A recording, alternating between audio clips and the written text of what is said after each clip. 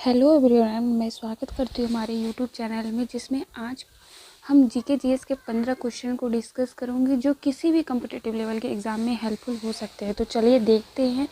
पहला क्वेश्चन है, vernacular press act किस वायसराय के द्वारा समाप्त किया गया था। ऑप्शन इस प्रकार दिया है दोस्तों, आप में से जिसको भी इसका आंसर पता है वो कमेंट बॉक्स में बताइएगा। तो चलिए देखते हैं। इसका सही आंसर है ऑप्शन सी, रिपन। रिपन का कार्यकाल 1880 से 84 था और लिटन का 1876 से 80 तक। तो वर्नाक्यूलर प्रेस एक्ट 1878 में आया था और इसे रिपन ने 1882 में समाप्त कर दिया गया था। तो चलिए देखते हैं अगला क्वेश्चन। निम्न में से कौन से मुगल शासक राजपूत माँ के गर्भ से जन्म लिया था।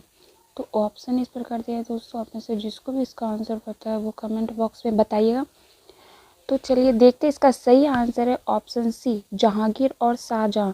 जहांगीर की माँ का नाम था जोधाबाई और शाहजहां की माँ का नाम था मानबाई, और ये दोनों ही राजपूत थी। तो चलिए देखते हैं अगला क्वेश्चन। अशोक के कलिंग युद्ध के विषय में किस अभिलेख से जानकारी मिलती है। ऑप्शन ए कालसी अभिलेख, ऑप्शन बी गिरनार अभिलेख, ऑप्शन सी पहला शिलालेख, ऑप्शन डी 13वां अभिलेख। तो दोस्तों, आप में से जिसको भी इसका आंसर पता है वो कमेंट बॉक्स में बताइएगा। और ये क्वेश्चन बहुत ही इम्पोर्टेंट है प्राचीन भारत के इतिहास से। तो चलिए देखते हैं। इसका सही आंसर है ऑप्शन डी 13वां शिलालेख। अशोक के कुल 14 शिलालेख थे और जिसमें से 13वां शिलालेख में कलिंग के युद्ध के विषय में जानकारी मिलती है और कलिंग का युद्ध 261 बीसी यानी कि ईसा पूर्व में हुआ था। तो चलिए देखते हैं अगला क्वेश्चन। शेरशाह द्वारा निर्मित एक सड़क ए आजम कहलाती थी, वह कहाँ से कहाँ तक है। ऑप्शन ए आगरा से जोधपुर, ऑप्शन बी आगरा से बुरहानपुर, ऑप्शन सी कोलकाता से पेशावर, ऑप्शन डी लाहौर से मुल्तान। तो दोस्तों, आप में से जिसको भी इसका आंसर पता है वो कमेंट बॉक्स में बताइएगा। तो चलिए देखते हैं। इसका सही आंसर है ऑप्शन सी, कोलकाता से पेशावर। इसे GT road, Gandhi truck road भी कहते हैं और इसे शेरशाह ने बनवाया था और यह NH1 और 2 दोनों के बीच में है। तो चलिए देखते हैं अगला क्वेश्चन। पांचवा क्वेश्चन है कि नीलगिरी और अन्नामलाई पहाड़ियों के बीच कौन सा दर्रा स्थित है। ऑप्शन इस प्रकार दिया गया है दोस्तों, आप में से जिसको भी इसका आंसर पता है वो कमेंट बॉक्स में बताइए। तो चलिए देखते हैं। इसका सही आंसर है ऑप्शन बी, पालघाट दर्रा। पालघाट दर्रा नीलगिरी और अन्नामलाई पहाड़ियों के बीच में है और यह कोचीन को कोयम्बटूर से जोड़ती है। तो चलिए देखते हैं अगला क्वेश्चन। भारत में चंदन की लकड़ी के वन सर्वाधिक कहाँ पाए जाते हैं। ऑप्शन इस प्रकार गया है दोस्तों, आप में से जिसको भी इसका आंसर पता है वो कमेंट बॉक्स में बताइएगा। तो इसका सही आंसर है ऑप्शन सी, नीलगिरी की पहाड़ी में चंदन की लकड़ी पाई जाती है और चंदन की लकड़ी यह ज़्यादा कर्नाटक और तमिलनाडु राज्य में पाई जाती है। तो चलिए देखते हैं अगला क्वेश्चन। पृथ्वी का विषुवतीय व्यास लगभग कितना होता है। तो ऑप्शन इस प्रकार दिया है दोस्तों, आप में से जिसको भी इसका आंसर पता है वो कमेंट बॉक्स में बताइएगा। तो इसका सही आंसर है ऑप्शन बी, 12,756 किलोमीटर पृथ्वी का विषुवतीय व्यास है और पृथ्वी का ध्रुवीय व्यास 12,713 किलोमीटर है और ये दोनों के बीच में अंतर 43 किलोमीटर का है। तो चलिए देखते हैं अगला क्वेश्चन। 2011 की जनगणना के अनुसार निम्न में से किस राज्य की जनसंख्या सबसे न्यूनतम थी। ऑप्शन इस प्रकार है दोस्तों, आप में से जिसको भी इसका आंसर पता है वो कमेंट बॉक्स में बताइएगा। तो चलिए देखते हैं। इसका सही आंसर है ऑप्शन सी, सिक्किम। सबसे कम जनसंख्या सिक्किम की है, 66 लाख जनसंख्या यहाँ, और सबसे ज़्यादा जनसंख्या यूपी की है। तो चलिए देखते हैं अगला क्वेश्चन। पॉलिटिक्स का चरखा नामक पुस्तक किसकी है। Option A KC Mashruwala, option B JB Kripalani, option C JC Kumarappa, option D Khushwant Singh. तो दोस्तों, में से जिसको भी इसका आंसर पता है वो कमेंट बॉक्स में बताइएगा। तो इसका सही आंसर है ऑप्शन बी, जेबी कृपलानी। और खुशवंत सिंह की बहुत ही फेमस पुस्तक है ट्रेन टू पाकिस्तान। तो चलिए देखते हैं अगला क्वेश्चन।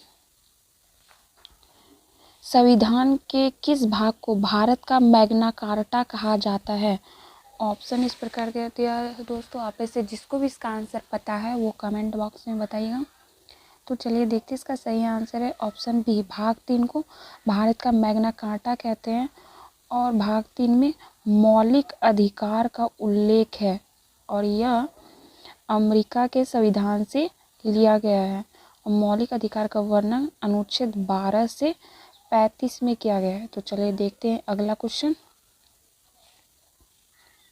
निम्न में से किसका मूल संविधान में समावेश नहीं था, यानी कि मूल संविधान में उल्लेख नहीं था? ऑप्शन ए मूल कर्तव्य, ऑप्शन बी मौलिक अधिकार, ऑप्शन सी नीति निर्देशक तत्व, ऑप्शन डी नागरिकता।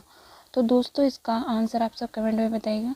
तो चलिए देखते हैं, इसका सही आंसर है ऑप्शन ए मूल कर्तव्य का वर्णन मूल संविधान में नहीं था। यह 42वें संविधान संशोधन 1976 के द्वारा स्वर्ण सिंह समिति के द्वारा जोड़ा गया था और यह मूल कर्तव्य 11 है। तो चलिए देखते हैं अगला क्वेश्चन। राज्य की नीति निर्देशक सिद्धांतों की प्रेरणा किस देश के संविधान से लिया गया? ऑप्शन इस प्रकार है दोस्तों, आप में से जिसको भी इसका आंसर पता है वो कमेंट में बताइएगा। तो चलिए देखते हैं, इसका सही आंसर है ऑप्शन बी आयरलैंड। आयरलैंड के संविधान से नीति निर्देशक तत्व लिया गया और नीति निर्देशक तत्व का वर्णन भाग 4 में किया गया है। तो चलिए देखते हैं अगला क्वेश्चन।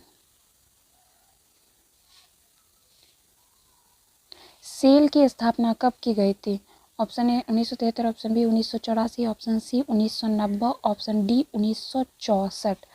तो दोस्तों इसका सही आंसर आप सब बताइएगा। तो इसका सही आंसर है ऑप्शन ए 1973।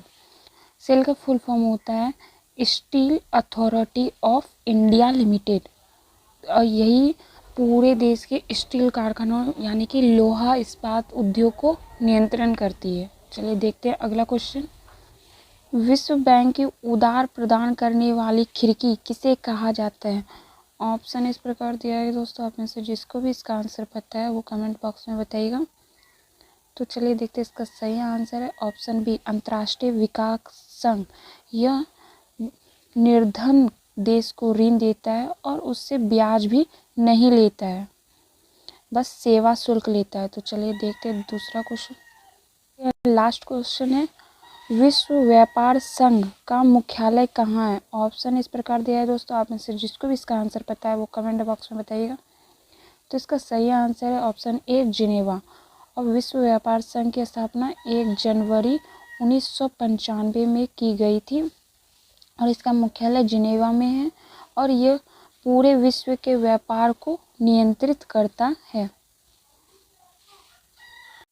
थैंक यू दोस्तों, आपको हमारा वीडियो कैसा लगा कमेंट में बताइएगा और हमारे चैनल को लाइक एंड सब्सक्राइब करिए।